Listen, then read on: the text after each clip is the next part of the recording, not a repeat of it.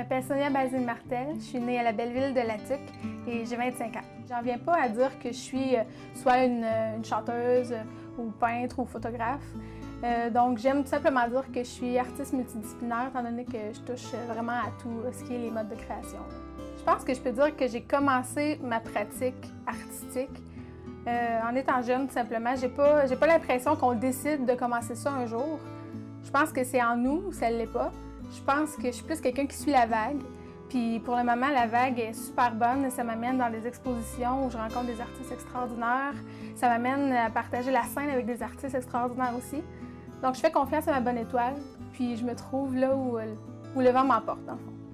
Je dirais que dans la vie, j'ai pour but de vraiment continuer de faire ce que j'aime. Présentement, avec mes études à la maîtrise en art avec la communauté, je crois que j'avais besoin d'aller vers l'autre.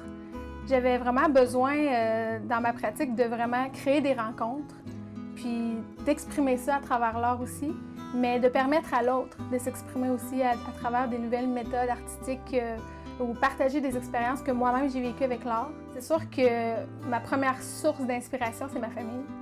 Ma mère, ma grand-mère, ma sœur. J'ai toujours puisé une énergie vraiment extraordinaire à travers elle. Puis je pense que c'est comme un héritage que j'ai envie aussi d'exprimer puis d'explorer encore davantage à travers mon art. Merci, bonsoir. Et c'est pour ça que j'ai marché sur le tapis rouge ce soir.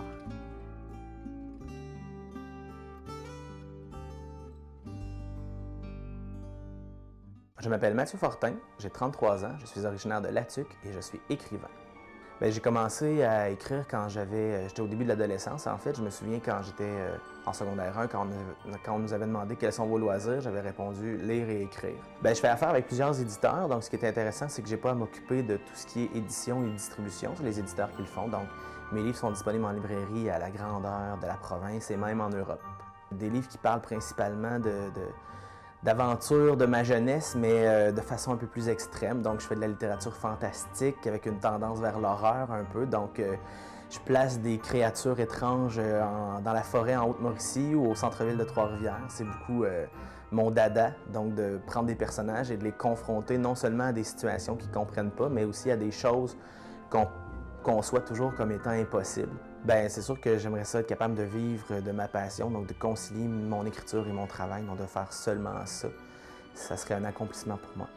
J'ai plusieurs sources d'inspiration. C'est sûr que quand on écrit du fantastique et de l'horreur, Stephen King, c'est un incontournable, évidemment, mais aussi beaucoup des auteurs québécois comme Daniel Cernine, Elisabeth von Arbour, c'est des modèles à suivre, je pense. J'aimerais beaucoup profiter de l'occasion pour remercier Gabrielle, ma superbe conjointe, et Rosanne, notre petite fille, et évidemment aussi mes parents, mes beaux-parents, mon frère, ma soeur et tout ça. Donc tous les gens qui m'encouragent livre après livre et qui me permettent de ne pas lâcher, de continuer.